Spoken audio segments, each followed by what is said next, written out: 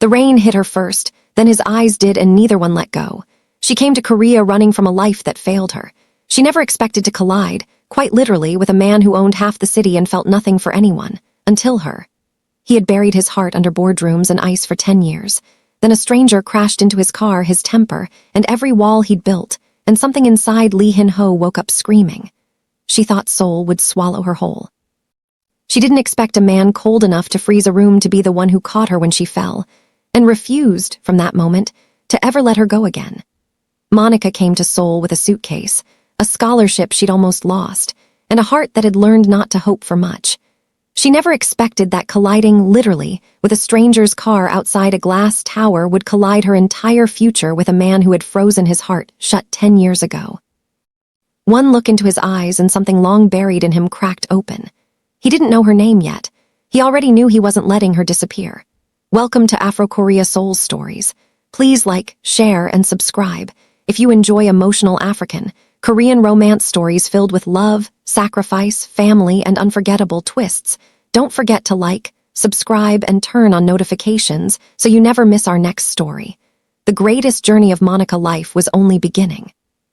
The rain came without warning, the way most disasters do. Monica ran across the intersection with her portfolio held over her head, late for the interview that could save her scholarship, and never saw the black sedan until its horn screamed and its bumper kissed her hip hard enough to spin her onto the wet asphalt. For one suspended second, Seoul went silent. Then the door of the car opened, and a man unfolded from it like judgment itself. He was tall, dressed in charcoal wool that didn't wrinkle even in a downpour, his face carved from something colder than the rain. Lee Hin-ho did not raise his voice. He never did.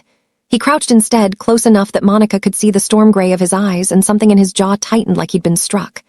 "Bleeding," he said. Not a question, an accusation against the universe for allowing it. "I'm fine," she lied, scrambling for her scattered papers, mortified, soaked, furious at her own luck. He didn't move to help her up. He simply stood, pulled out his phone, and said 3 words to someone on the other end that made his driver appear instantly with an umbrella, a blanket, and an expression of a man who had never seen his employer show concern for anything that wasn't a spreadsheet. "Take her to Seoul General," Hin-ho said. "I have an interview," Monica snapped, humiliation making her braver than she felt. "I don't need your pity or your driver, or you need a hospital." His voice didn't rise. It never needed to. "And I need you not to sue my company for hitting a pedestrian who ran a red light." She stared at him. He stared back, and for one unguarded moment, something flickered behind the ice, surprise, maybe, that she hadn't flinched from him the way everyone else did. She went to the hospital. She did not, in the end, make the interview. The next day, a bouquet arrived at her tiny rooftop apartment with no note, only a card bearing the embossed crest of Hin International. Monica assumed it was gilt money dressed up as flowers and left it untouched on the counter for 2 full days, glaring at it like it might bite her. It was the phone call that broke her resolve, a Hin International recruiter, offering her the exact internship position she'd lost the interview for, per Director Lee's personal recommendation. "I don't want charity," she told the recruiter, gripping the phone too tight. "It's not charity," the recruiter said carefully. "Director Lee doesn't do charity. He said your portfolio was—" A pause, like even the recruiter found this strange, exceptional. He'd already reviewed it before the accident. Monica hadn't known her portfolio had been forwarded ahead of the interview. She hadn't known Lee Hin-ho, feared across 3 industries for gutting failing companies without blinking, had looked at her design boards the night before and remembered her name. She took the internship. She told herself it meant nothing. A few days later, she saw him again in the executive elevator, and the air changed the moment the doors opened.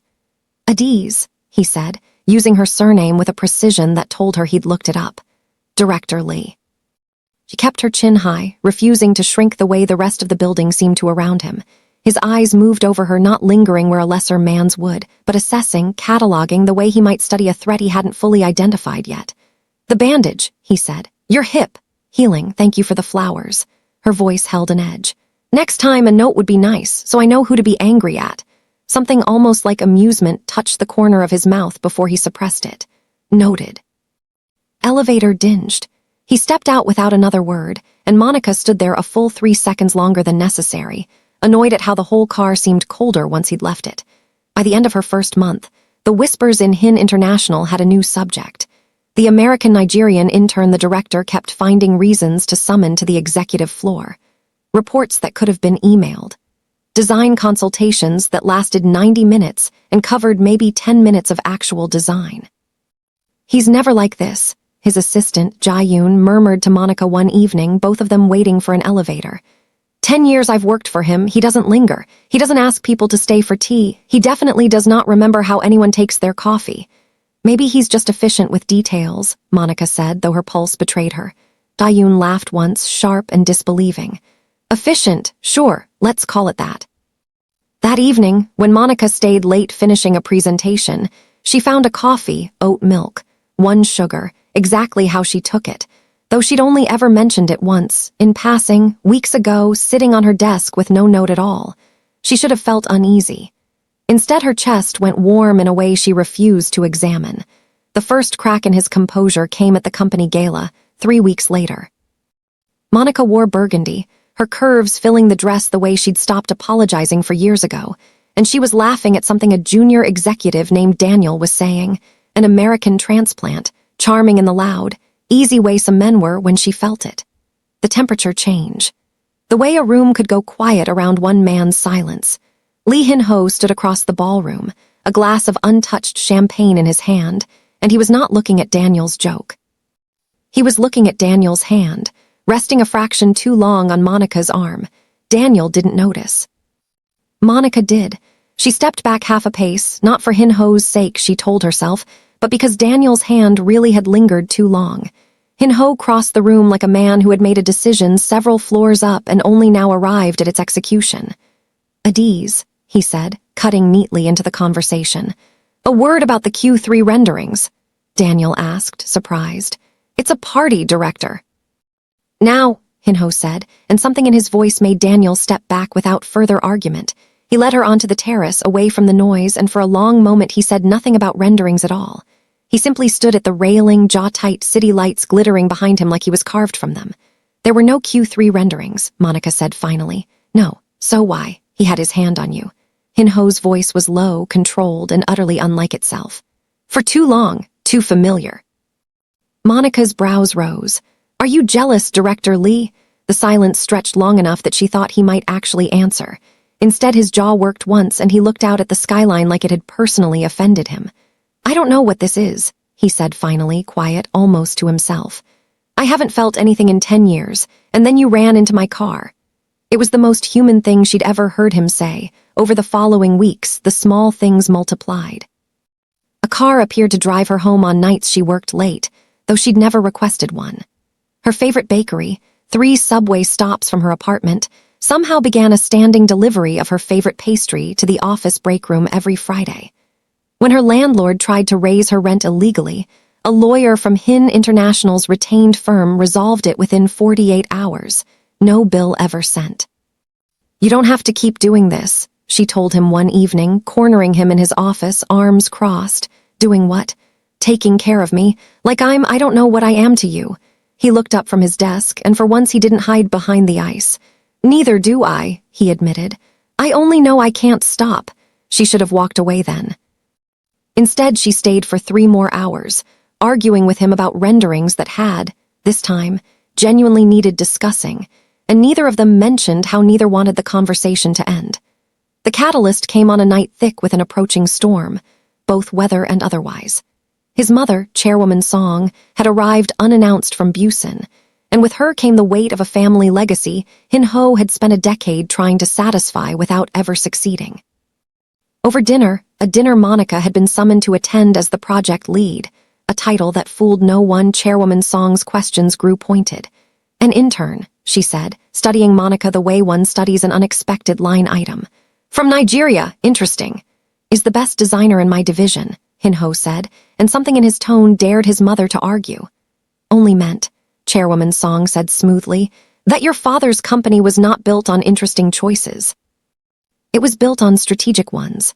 Monica excused herself before the dinner ended, her chest tight with a familiar, exhausting ache, the reminder that no matter how far she traveled, some rooms would always measure her as a variable rather than a person. She found him on the office building's rooftop an hour later, staring at the storm rolling in over the Han River. "I'm sorry," he said before she could speak. "For all of it. You didn't do anything. Let her speak to you like that." His hands curled into fists at his sides.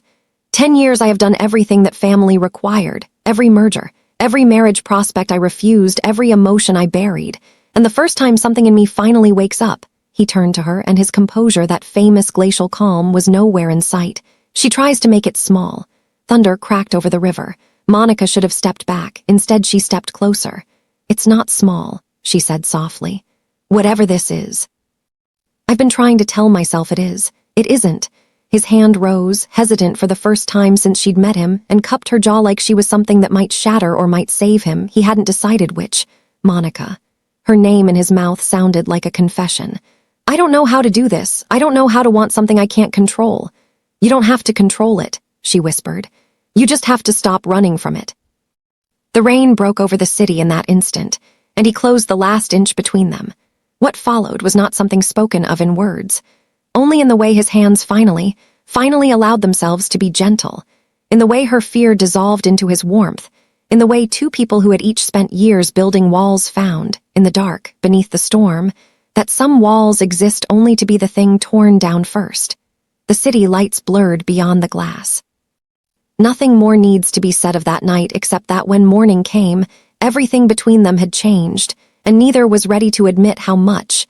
Monica woke first, sunlight fracturing across the room, and panic arrived before comfort could. What have I done? She was an intern. He was a director whose mother had just called her interesting, the way one describes a stray. She had let herself want something too big, too fast, too impossible, and now she would have to watch him retreat behind the ice the moment daylight reminded him who he was supposed to be. She left before he woke. By the time Hin-ho reached for her in the empty bed and found only cold sheets, something in his chest went hollow in a way 10 years of careful numbness had never managed to protect him from. She avoided him for 4 days. Jae-yoon covered for her twice. On the 5th day, Chairwoman Song announced, over the entire division's heads, a strategic introduction, the daughter of a shipping conglomerate, flown in from Busan to meet Hin-ho at a dinner that Monica was, pointedly, not invited to. Monica told herself it didn't matter. She told herself this while crying quietly in a supply closet, which was how Jae-yoon found her. "He hasn't eaten in 2 days, Jae-yoon said gently. "He canceled 3 meetings. He asked me 4 times if I'd seen you." "Whatever you think is happening here, Monica, it's not nothing to him. Mother wants him married into shipping money. Mother wants a great many things," Jae-yoon said. "She has never once gotten Lee Hin-ho to do anything he didn't decide for himself." That evening, Monica found him not at the dinner his mother had arranged, but standing outside her apartment building in the rain again, always the rain, like the sky itself was invested in their story, having left the strategic introduction without a word to anyone. "Supposed to be at dinner," she said. "I was," he said. "For 11 minutes. Then I stood up and told my mother that I already knew what I wanted." And it wasn't sitting across from her. He stepped closer, rain soaking through his coat, uncaring. "You left," panicked. "Don't." His voice cracked on the single word, more honest than she'd ever heard him. "Don't disappear on me. I have spent 10 years being nothing. You are the first thing I have wanted enough to be afraid of losing. Don't take that away before I even get to try." Monica's resolve, already fragile, gave out entirely. "I'm scared," she admitted, "of being your interesting mistake." "You are not a mistake." He took her face in both hands, rain running down them both. "You are the only decision I have ever made entirely for myself." The rain had barely dried on Monica's coat before Chairwoman Song made her first real move. It came disguised as paperwork, a routine review of all foreign interns' visa sponsorships, ordered from the chairwoman's office and delivered to HR with a speed that left no doubt about its purpose. Monica's sponsorship, tied to a program Hin International could cancel at will, was suddenly under reconsideration pending budget restructuring.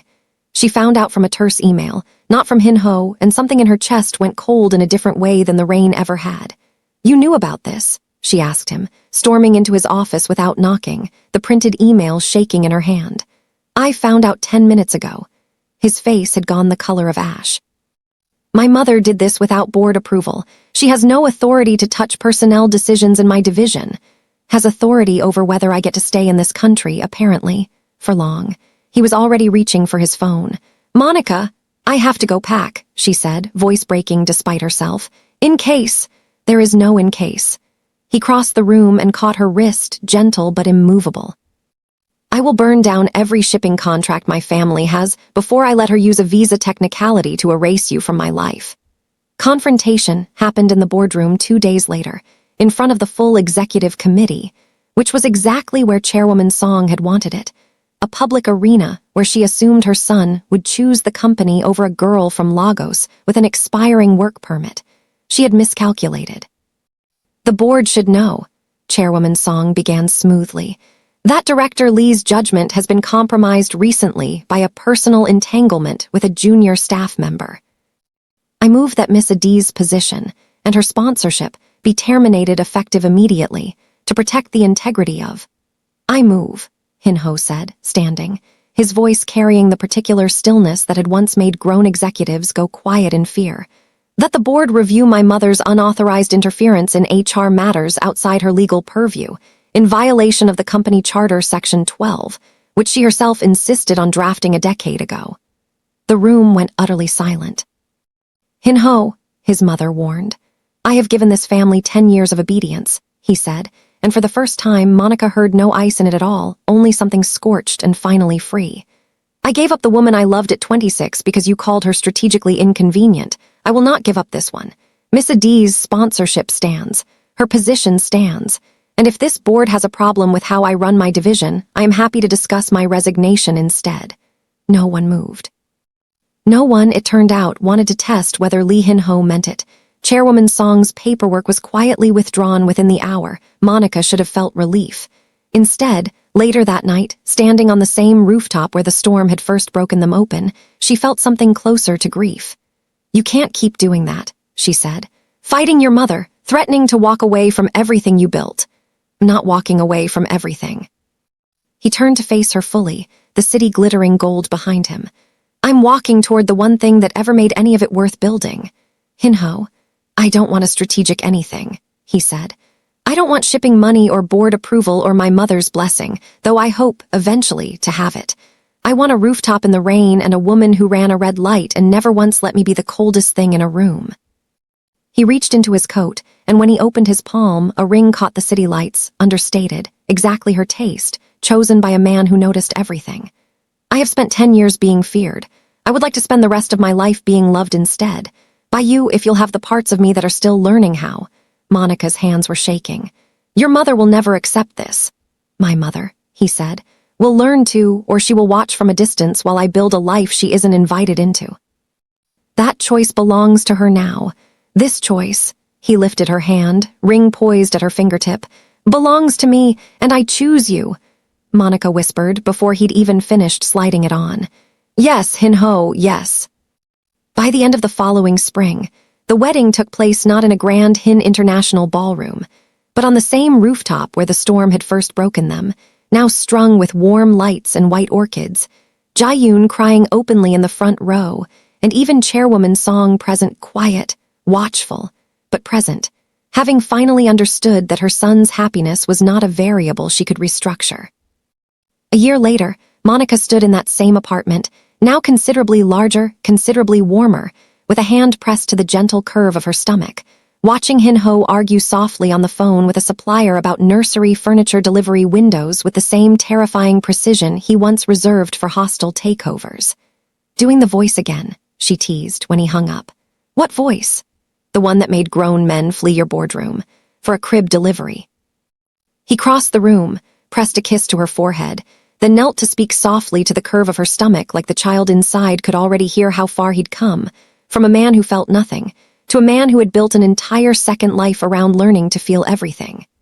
"Years frozen," he murmured, "undone by a woman who ran a red light." He looked up at her, and the ice that once defined him had long since melted into something warmer than she'd ever thought possible. Best accident of my life. Welcome to Afrokorea Seoul Stories. Please like, share, and subscribe.